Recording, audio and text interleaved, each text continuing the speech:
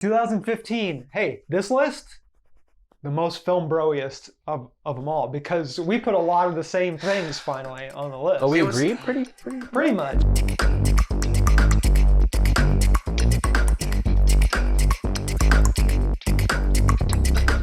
There are a couple on here that are like not film bro, but I really, 2015 was a year that I think like everyone, I think film Twitter really takes off. I think film broness really maybe becomes more prevalent. Yeah, but I will say, looking at the Oscars for that year, 2015, it's not the one that happened in 2015. It happened in 2016.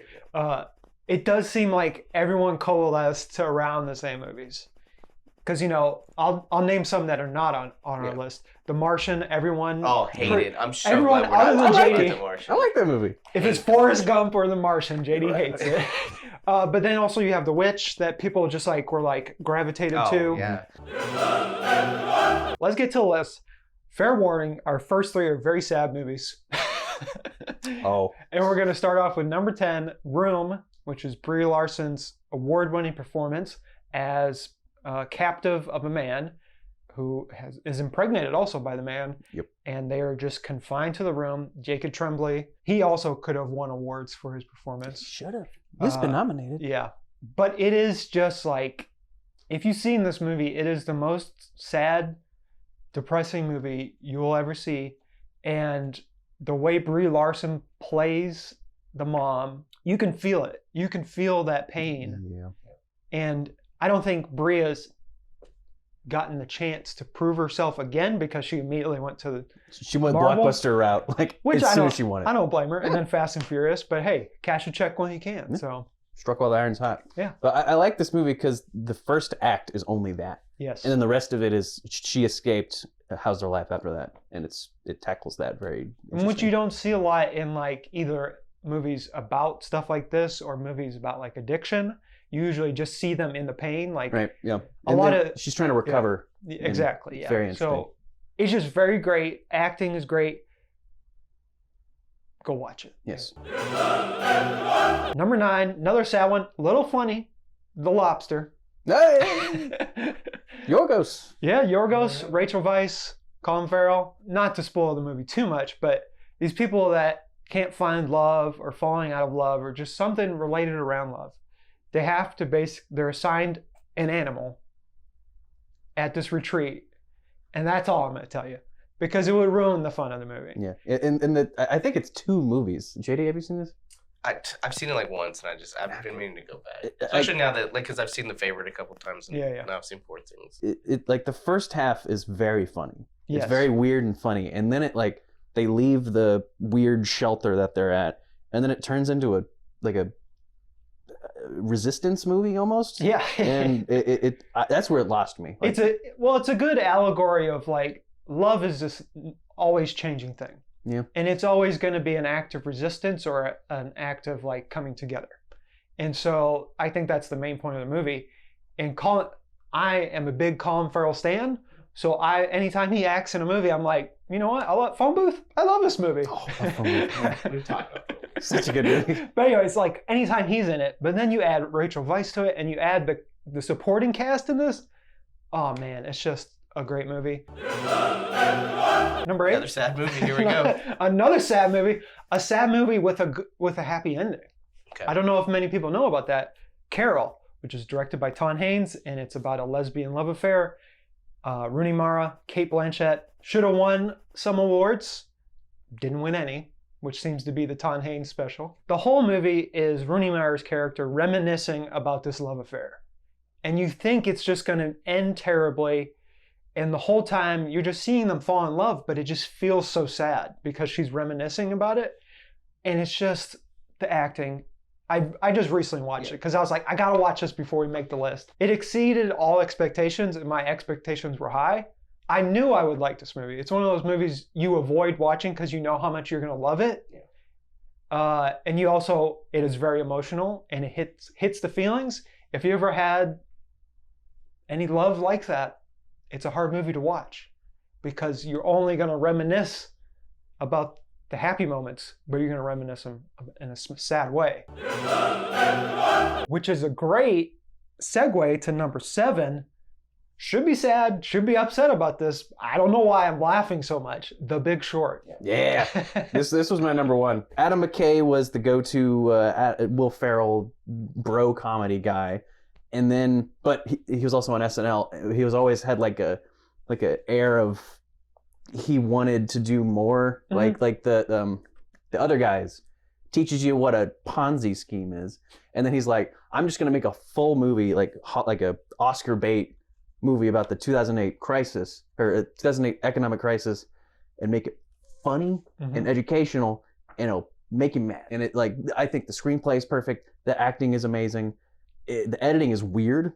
Kind of it won the Oscar for editing. I don't know if it should have. It's intentionally trying to subvert editing it's techniques all over the and place. stuff, yeah. I love this movie a lot. I watch it every year. I don't know why. It's just something about Adam McKay does it makes you mad, and then it's like, oh, what's AAA bonds? Here's Anthony Bourdain talking about fish. Yeah. And like it's like telling you what it is. It's the Moneyball approach. It is. So, it's very Moneyball-y. There is a little bit of like, I get upset knowing that the rest, like the next several years of Adam McKay is not good. Yes, and I think a lot of that, I don't know him at all, but he has a co-writer on this one, and then he doesn't for the next 2. All right, let's go to number 6. Completely different movie. Ex Machina. Yep. Alex Garland, Oscar Isaac. Big year for Donald Gleason too. Yeah, also sure, in Star Wars. Yeah. Really great. An unexpected dance scene, which are always my favorites. Anytime there's an unexpected dance scene, it just is always a great movie. It looks incredible. Yeah, I mean, I think that's the lighting. Yeah, the lighting is the thing that you watch here because, it's trying to make you feel uneasy the whole movie, and that's we just talked about this in Movie Monsters. Yeah, Alex Garland, he loves to make you feel creeped out a little bit. Number 5, we go to Creed, where Ryan Coogler takes over the Rocky-verse, and Adonis is played by Michael B. Jordan. We have, Stallone, obviously. Stallone, Tessa Thompson. Tessa Thompson. It is just a Rocky movie for a brand new audience, for the Zoomers, for the younger millennials that never cared or watched Rocky. Yeah. This is the Rocky for them. And I love that they take swings that are both the same from the original series, but doing their own thing. Yeah. Especially when you get to Creed 3. It doesn't even feel like a Rocky movie anymore. It feels like a Creed movie. Well, before Legacy sequels, before it got a name. Yeah. And this is the year that I think they kind of, you got Jurassic World this year. You get Star Wars, and you get Creed. And Creed, like, really just nails it. It's so emotional. Stallone is fantastic. He should have won the Oscar. Well, he's also mean, and so that's probably why he did. Yeah. And really, I think that's what I love about it most is that where Rocky seems like it's just that, like, I just need to prove myself to the world. It creates more of I need to prove myself that I'm even, like, just for one person. Yeah, proving myself to myself. That I wasn't, like, a mistake. And it's like, when that moment happens, you're just like, oh my gosh. And I think Coogler is masterful about dropping in, like you said, like not too much Rocky, but Rocky in the right moments where you have, like, it's not until that end fight that you hear Flying High Now. It's like, and you're like, oh, and just it's like a movie of just chills, like every 30 minutes. Number 4. This man's all over it right now. The director, Denis Villeneuve. That's right. Sicario. I think it's like Prisoners is like, oh, this guy. Yes. He's okay. And then like Sicario, and it's weird that like Sicario kind of just like solidifies it, but that doesn't get talked about. I know like Enemy really doesn't get talked about. No. But you kind of like forget that he does Sicario. Yeah. It's a great way to look at the border crisis from a fictional perspective. Yeah. You see how hard it is just dealing with the border in general. Yeah. There are just too many moving parts, but also you see the people that take advantage of that. This is a big spot in my filmography that I need to fill. Deacons, come on! I know, like Roger everyone Deakins. involved. It's so good. And it's like you talked about. There's a terror. It's just he's just like is really good at putting things on the screen that terrify you, but you really are like it's really not that scary. but it's Yeah. just really good. It's the silence. You know, he talked about Yeah. dialogue. This Sicario is a good example because there are long stretches of the movie where there's not much being said, and it's all played in the moments, in the cinematography, in the eyes. I've noticed. Ever since watching Killers of Flower Moon, I'm like paying attention to people's eyes a lot more. Well, then it's hard because then Del Toro's just like sunglasses I most know, of the time. right? It's so Which good. is, you know, And so that's the point. Like, Number 3, we have Danny Boyle's Steve Jobs, played by Michael Fassbender. Seth Rogen as Wozniak. It is just a greatly acted movie. Mhm. Kate Winslet also. None of the people look or act like the real person. Right. Seth Rogen's the closest, maybe. But it's just like you fully understand, even though it's all fictional and it's based kind of around things that actually happen, and it's only around his keynote events, you realize how complicatedly bad Steve Jobs was as like a father and as a person to people, but you could also see the genius. Yeah. And you could see why people wanted to latch onto him.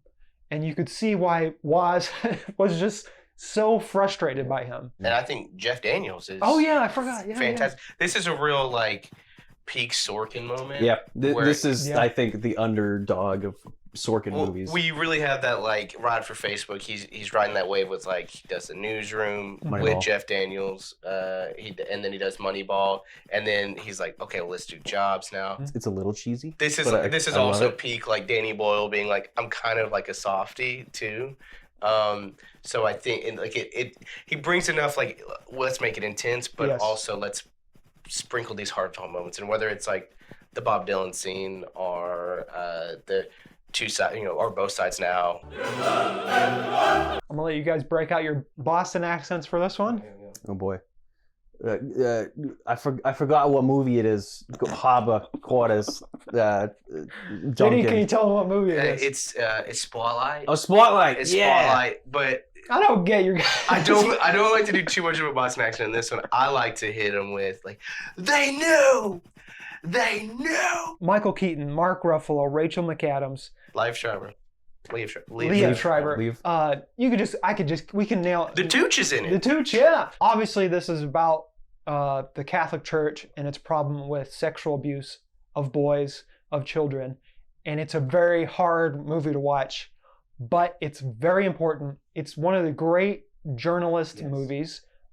I would put it up there with All the President's Men. I would too. Yeah. As like the top two. Probably Broadcast News gets in there too as well. There's Very, very different, but yes. we should do a list We about should do that. You have to wait for the right moment until you have the evidence that can prove it all. And that's the hardest part of being a journalist, is because you want that story out. Yeah. You want it out so bad.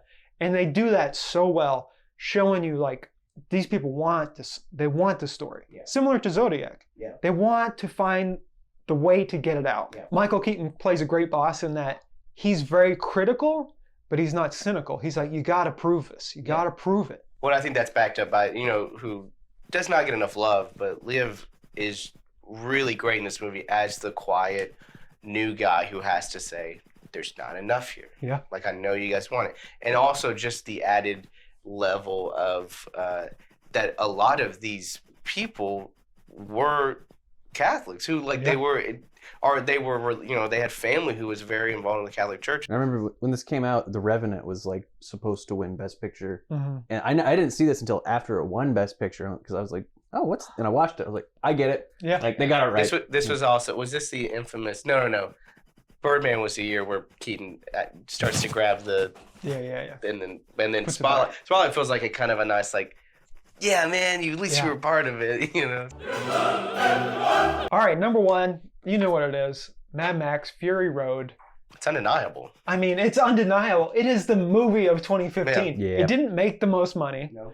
but this is probably the last movie I saw, well, not counting Endgame. Mad Max before that, Fury Road, was the last movie I saw twice in theaters. Yeah. And I don't see things twice in theaters at all anymore because I just simply don't have time. Really great performances. Yes. From a lot of, at the time, I guess, kind of unknowns too. Nicholas Hoult was pretty big, but aside from Tom Hardy and Charlize, like, a lot of those other people were not. I mean, Yeah. Zoe Kravitz is kind of, like in there, Mhm. and a few other, and Riley Keough and it basically had no script. no script. Obviously, Charlize and Tom Hardy butted heads, but they've both talked about it. The visual effects that they do, not only the best part of visual effects, and everyone already knows this, but it's all, you got to say it. Practical mixed with CGI is the best way to go. Marvel. Are Stop what you're doing. using the CGI to like erase things, Yeah, to enhance things. That's the big thing. And it's not there to just create. It's there to elevate. Though this does not have Mad Max as the main character, I think this is the most obvious of what Max is about. Yeah. It's always about helping people. Yeah. Even though he's a little grump, which I can sympathize with. I'm a grump myself.